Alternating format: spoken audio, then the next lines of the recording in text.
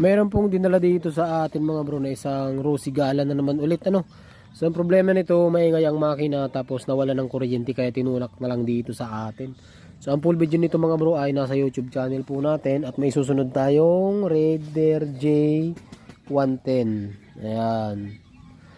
So dito mga bro, napalabas na natin yung kuryente. Anong nangyari lang dito? Nawala ng ground yung CDI niya mga bro.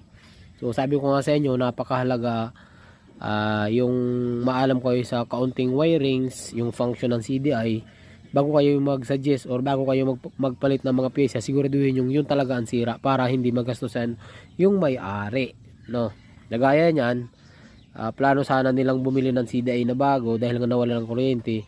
Yun naman pala ang problema is isang wire lang.